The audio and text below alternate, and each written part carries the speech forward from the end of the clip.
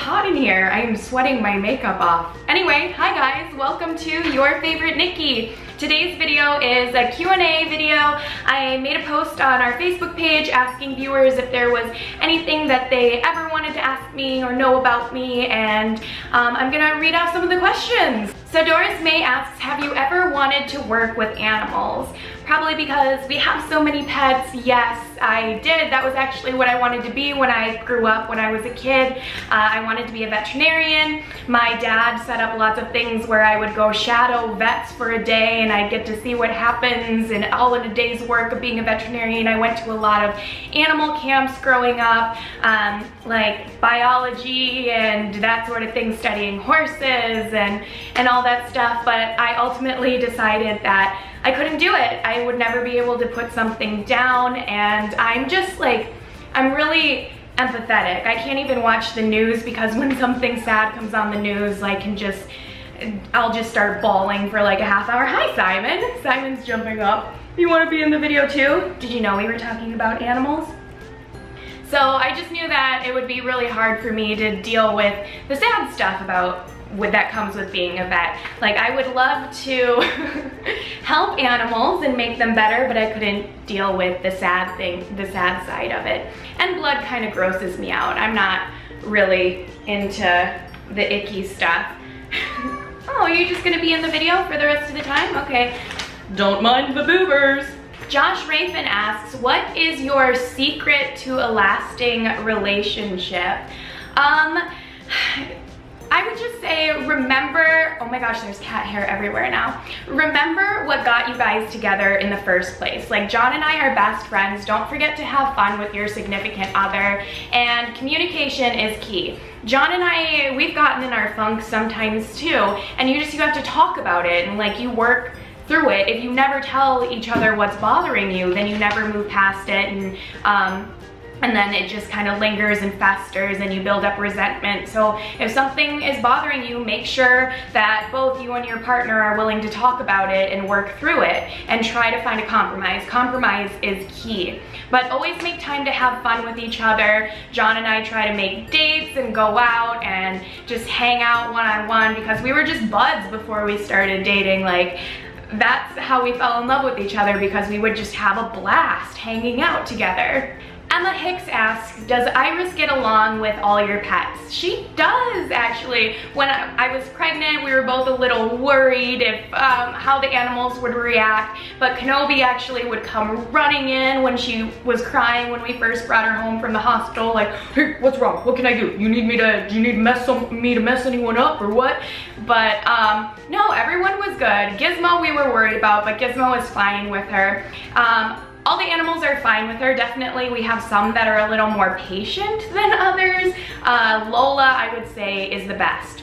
Lola tolerates Iris more. Iris like poking at her, and Lola will just say, hey, I'll take it because I know you drop food all the time, so I will deal with you poking at me as long as I can get my treats. Megan Smith asks, what is your favorite store to buy clothes at? Oh, if you've been watching my vlogs for a while, you've probably already picked up on this. I love Express. I buy, like, pretty much my whole wardrobe is from Express. I buy so much stuff from there. I love their store. I love how their clothes fit. And Express is my store where I know I can go in and like, I grab my size, I know my size, and I know it's gonna fit. Louisa Bowman asks, what are the top 3 worst pranks ever done to you? Oh, well, I'm a girl, so I have to say I did not appreciate my appearance getting messed with. The purple hair dye prank made me very, very angry. So did the eyebrow shave, when John shaved off my eyebrow while I was sleeping. Like, I had to walk around like that for a long time. And when he dyed my hair purple, I think we were still in college at the time too, but like, either way, I know we weren't making a lot of money then, so I couldn't even afford to get my hair fixed right away. So I just walked around with like purple hair for a couple months, but I rocked it.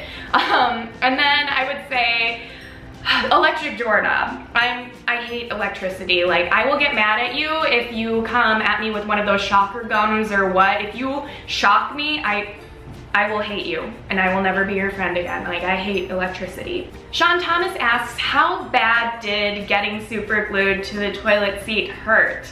It didn't feel good.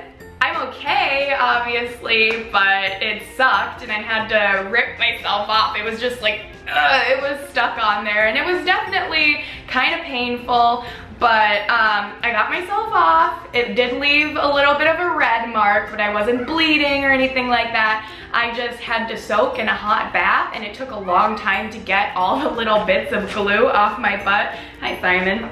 Oh my gosh, you are just all about this video right now, huh? So yeah, I was sitting in the bathtub, soaking my booty, taking off little pieces of glue for like an hour or two. Megan Craig asks, are you guys planning on having more babies?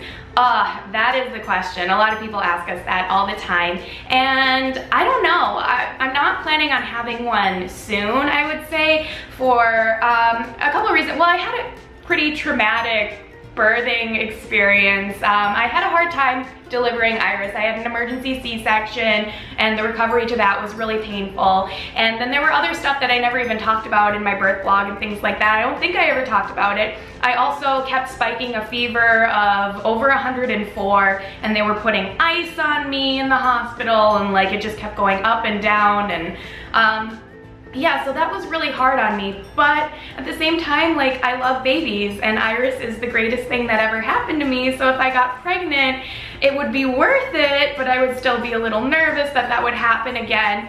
So we keep going back and forth. Like, sometimes we think the three of us feels really right, and then sometimes I'm like, there might be another soul in me. I don't know. But we still have time. I think we won't have one for at least another year, but I just turned 28. If I had one like in a year or two, like I think we'd still be fine. That's still okay. I would like them to be a little bit closer in age, not super far apart, so that my kids could play with each other. And we've always thought about adopting a baby too. We think that would be a really nice thing to do. So, we'll figure it out. But yeah, I do think at the same time it would be nice for Iris to have another sibling, but it's just, we have time to figure it out. We don't know the answer yet. Kate Pearson asks, where would you like to visit in the world? Kate, I want to see the whole world. I have the travel bug right now. I just want to go everywhere. Australia is on my list. Oh, and then a tropical vacation with John sounds like it would be so nice, like to go to Bali. Oh, I would love that. We want to go to Thailand. We just want to see the whole world. John Ambler asks, what is the biggest challenge about being a parent? Now, being a parent, I would say, comes with a lot of little challenges here and there, but I guess it's always worth it. That's what I really want to emphasize. It's like, being a parent is very challenging, but it's also the most rewarding thing ever. Like, I love being a mom, John loves being a dad, but I guess maybe one of the hardest adjustments would be that you don't have time for yourself. Like, your day is dedicated to another human being and another human being's needs, when before you had a kid, you got to do what you wanted to do for the most part. Now it's always what your kid wants to do, and like, you don't get to watch your TV shows or your Netflix until your child goes to bed. And but yeah, like, it's very rewarding. It's just very different. It's all about them and not about you anymore. The last question comes from Ellie Wilmer, and she asks, if I was not doing YouTube, what would I be doing?